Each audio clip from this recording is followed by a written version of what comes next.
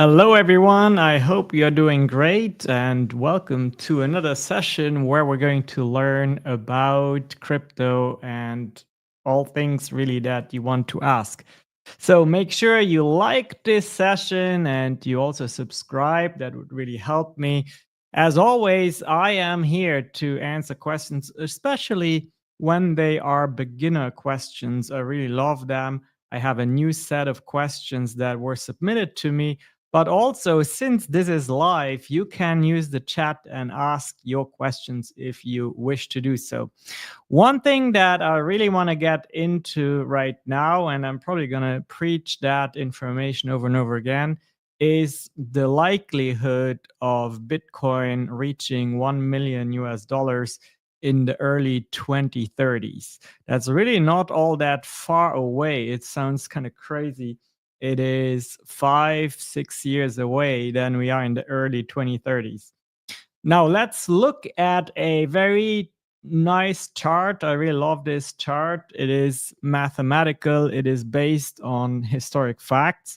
Let's see if we can make that a little bigger. Can we? Yeah, it's already big.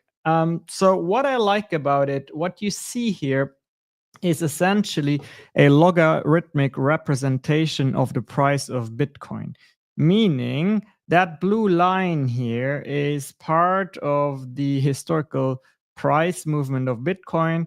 You see here we have the year 2011, and then as we go to the right hand side, we have very up to date price information. And right now, as I'm recording this, I'm looking here to the left where I have my price indicators. Bitcoin hovers around 105,000 US dollars. That is, of course, because we are expecting that the new administration here in the United States is like throwing fuel to the flames. We really expect a very strong crypto market. But going back to this chart, it's logarithmic. What does that mean? It means that here, the distance on the left-hand side here, that's basically 4 bands going from 0 to 100. And then we look on the right-hand side, there's only 1 band necessary going from 100 to 1 million. And that is really what gives us hope, right? Because if we follow the progression of this chart, then we can reasonably expect that at some point by the early 2030s, it would touch the $1 million mark. At least at some point, we know there's bull cycles and bear cycles, so the price is always going up and down. This is the current bull cycle. And remember, this is a logarithmic chart, so smaller distances have big impact on a logarithmic chart. So that is why it's probably not too bad of an idea to get into Bitcoin if you are interested in doing so. A lot of people who are considering to get into crypto and Bitcoin don't know how to do that. Well, that's why I am here and why I actually am launching and founding the Crypto Alliance this year with a few very powerful partners. If you want to make sure you are always up to date on what's going on in my endeavors and also helping you to launch into your first beginner-friendly Bitcoin purchase, go to the website crypto.lifestyle, enter your information, and as a thank you, you'll get that video sent to your inbox.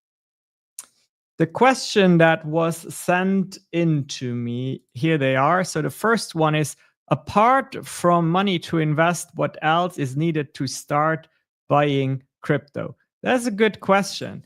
Apart from money, of course, you need what is known as an exchange. It is essentially the connection between the real world, which is also known as the fiat world, where we use normal currencies such as the US dollar and the euro, and you basically connect on an exchange between the normal world and the crypto world.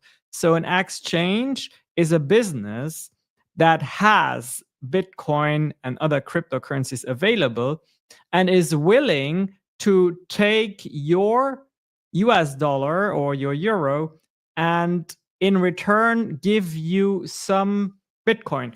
So in a way, it's really the same business as those booths that we know from airports, for instance, where you can go and do your foreign currency exchange. The business is the same. There's a slight margin on each transaction when you buy or sell.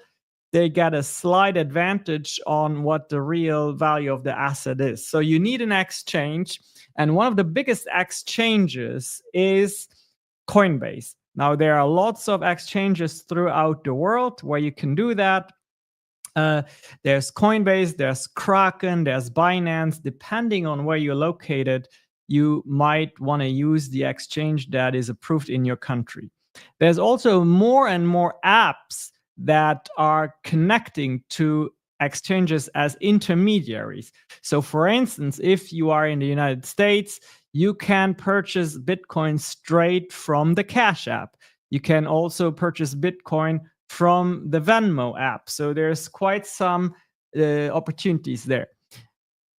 Now, there are some instances where you don't have access to such an exchange, either because in your country exchanges are not allowed, or for whatever reason, you do not have access to a bank account and to traditional finance banking means, right?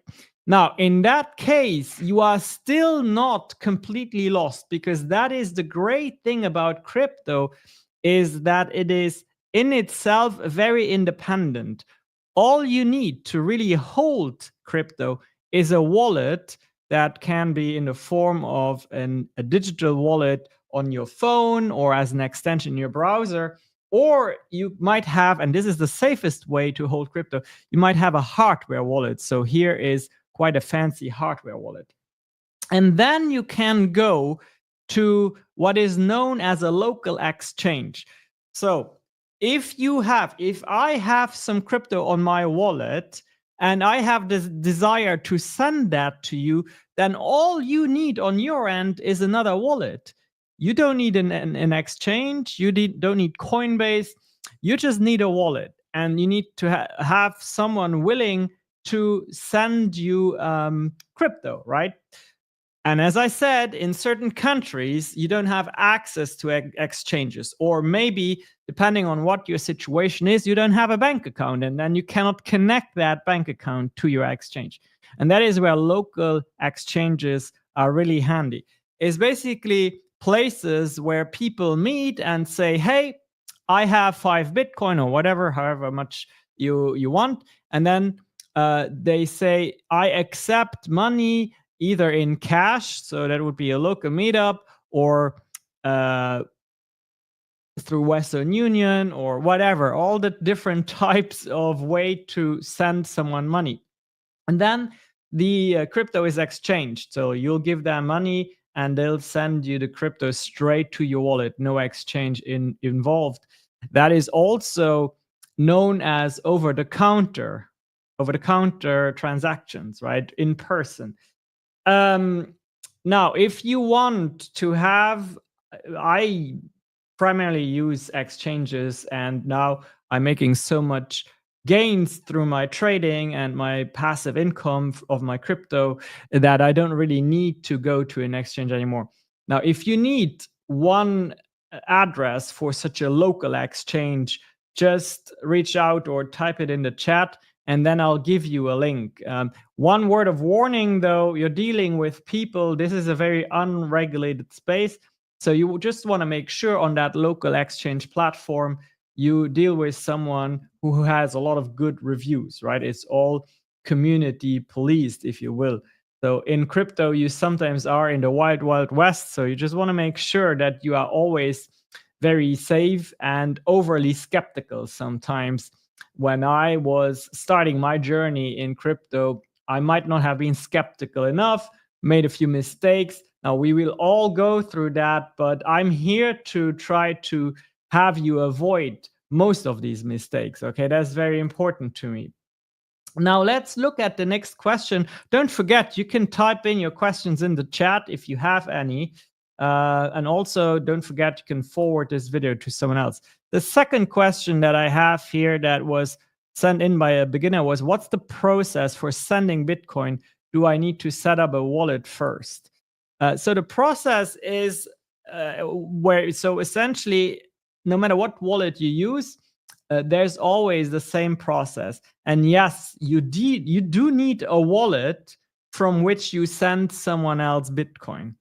And it is very important that is a Bitcoin compatible wallet, a Bitcoin compatible network. Now, one of the best Bitcoin wallets I know is the Ledger wallet. Again, it's a hardware wallet and it's super safe. There's different variants of Ledger wallets. But what you want to get if you want to send someone some Bitcoin is you want to get their address of their wallet. It's a long string of numbers. And in your wallet, typically there's a button that says receive. And when you click receive on your end, you will get a long string of numbers and or QR code.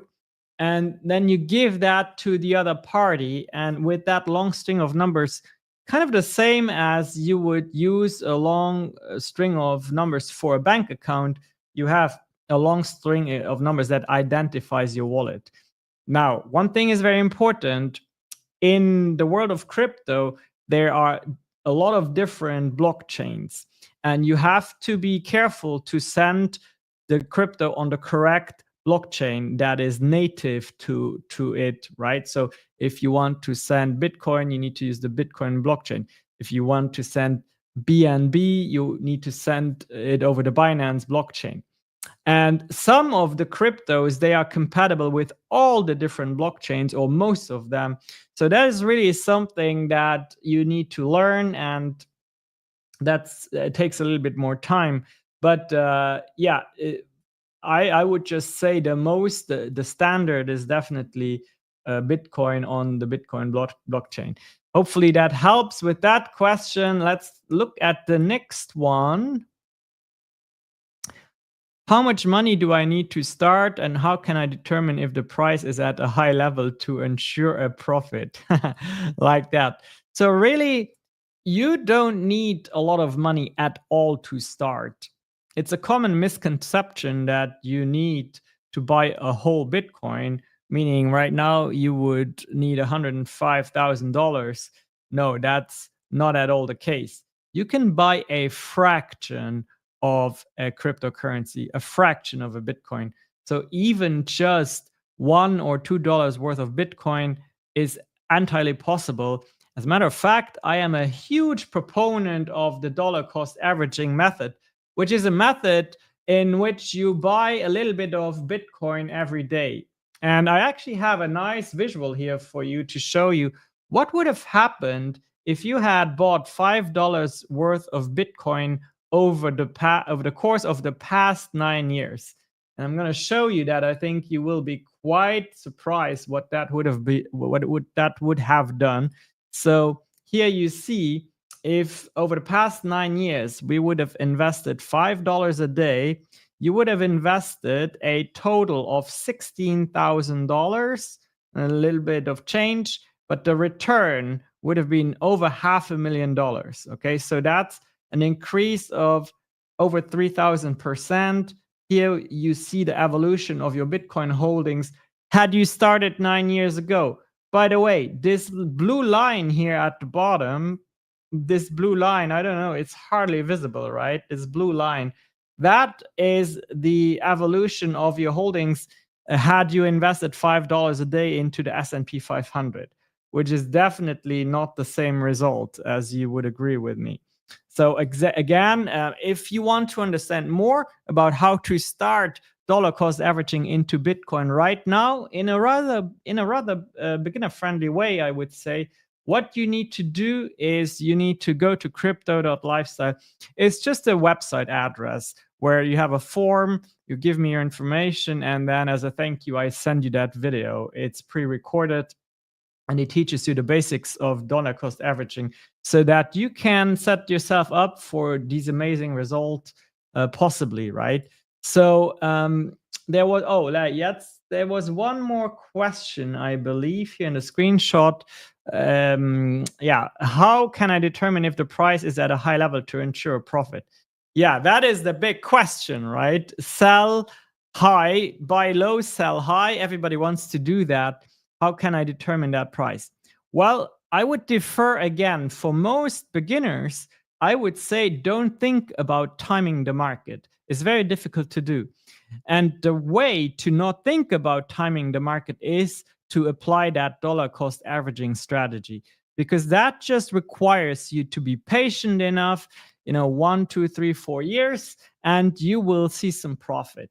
Now, for those of you who want to go a step further, timing the market is very difficult, as I said, but there are certain indicators that help you recognize, oh, we're getting close to the top of the market.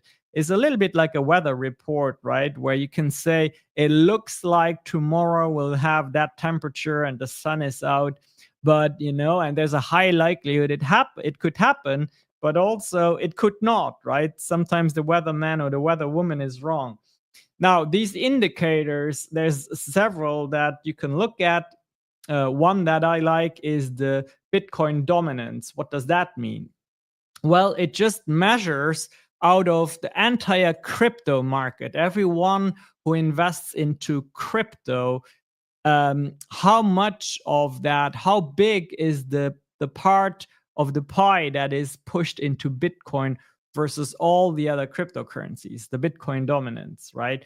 And typically, when you have a high Bitcoin dominance, that means everybody is very confident in Bitcoin and they feel very safe. And then when the Bitcoin dominance goes down, that also means that people are like super interested in altcoins. So you have to use that as one indicator in conjunction with lots of others. And the other indicator that I think is pretty interesting to somewhat get a sense of when are we at the top of the bull run is the USDT dominance. The USDT is a stable coin, and it's certainly so that when people are getting anxious, then they seek safety back in the stable coins, right? So when there's a certain level of USDT dominance, you can kind of look at the past at, well, what kind of dominance in USDT did we see whenever the top of the market cycle was reached, right? So this is kind of a little bit advanced, and it requires looking at charts and whatnot. And that's where I think, you just need a lot more education. You can follow me for that, subscribe to the newsletter. But yeah, that's definitely not something you want to start out with. By the way, to keep things super simple, really, we are currently in the bull run, and most experts expect the bull run to end somewhere in the second or third quarter of this year. So that's what most experts think, but experts are not always right. Things are very different this time because we have this amazing US government change, at least amazing for cryptocurrencies, and we're going to expect a push that is really very different to what was traditionally the case. Nonetheless, again, nobody really knows. What matters is that you stay informed, you do your own research. And again, I would say if you believe in crypto, but you really don't want to deal with timing the market, start dollar cost averaging.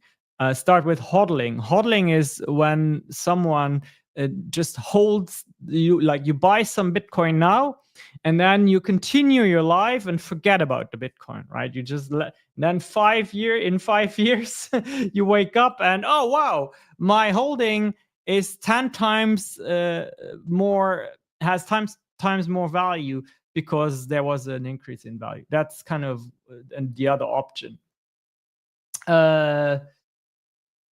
Yeah, all right. Well, that's it. I think that's it for today. Don't forget to go and subscribe to my newsletter. I'm blending it in again, crypto.lifestyle.